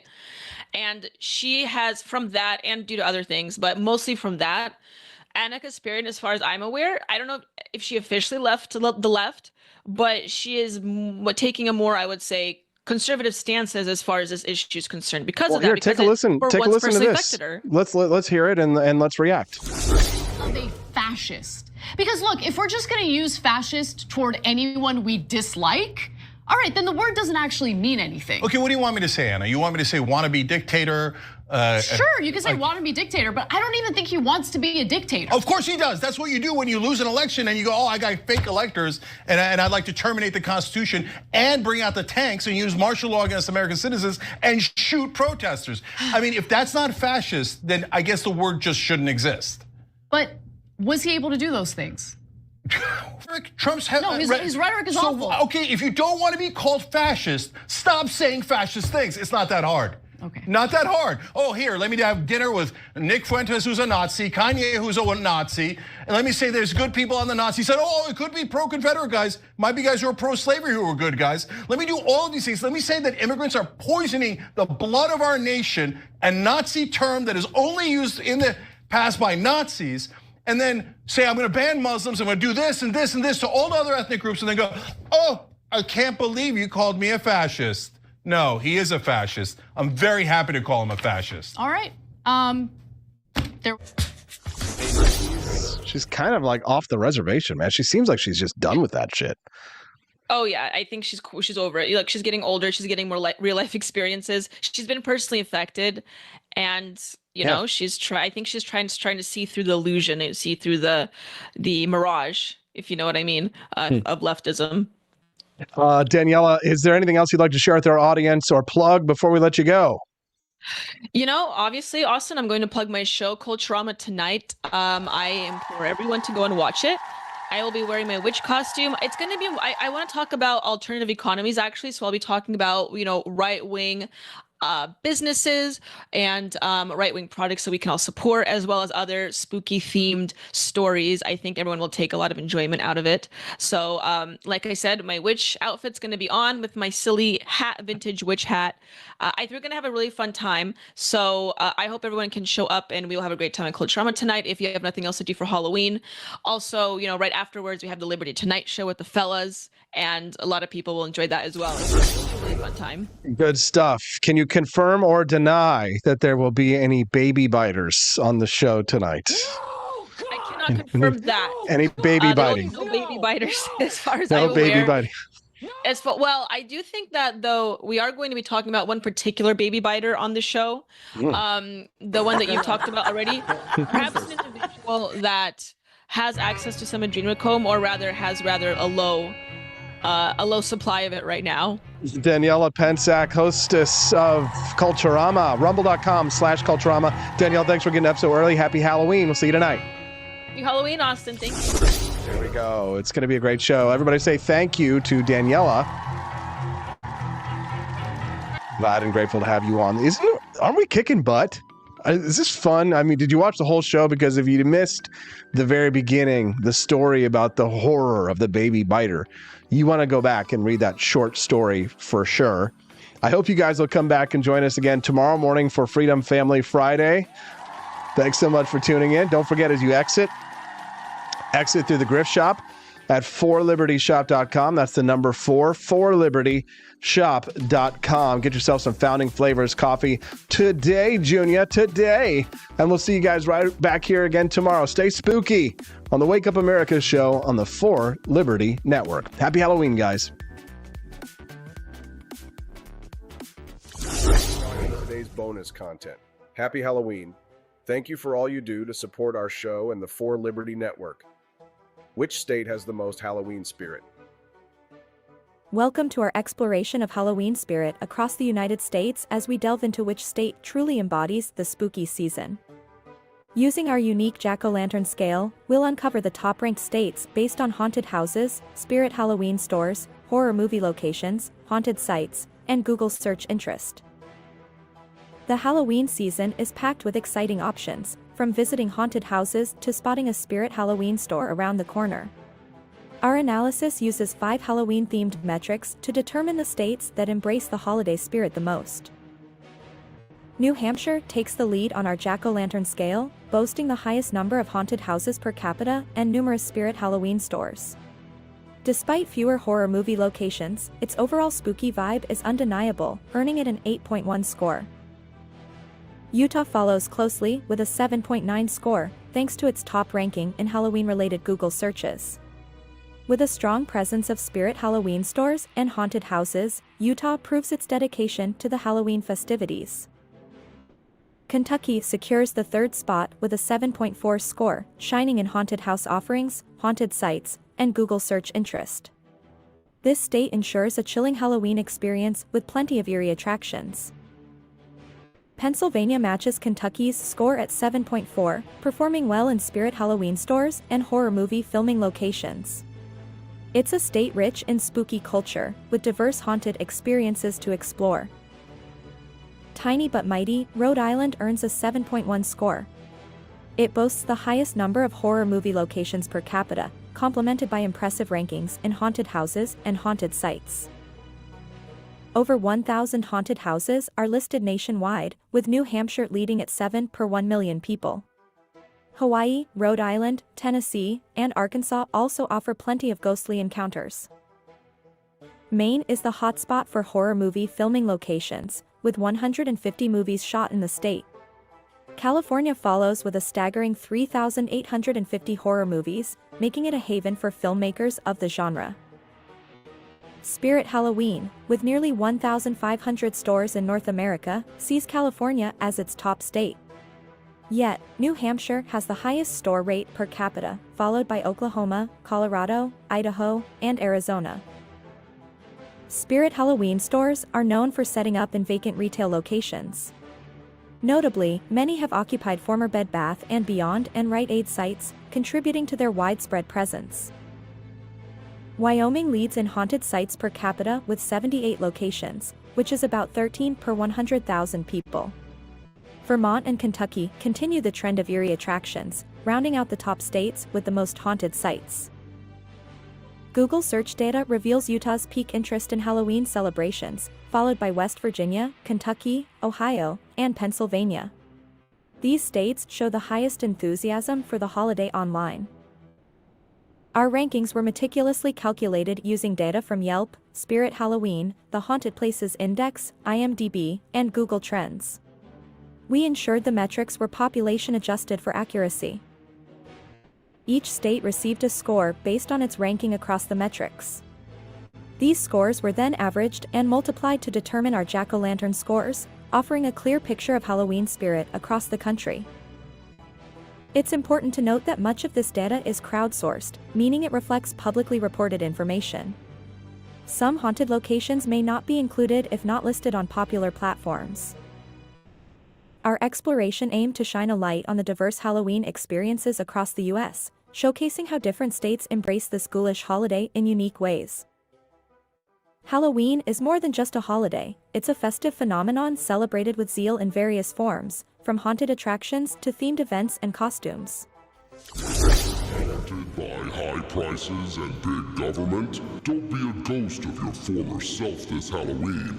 We've got shirts that'll keep the ghouls and the government off your back. Inflation's scarier than any haunted house, but hey, why not turn it into a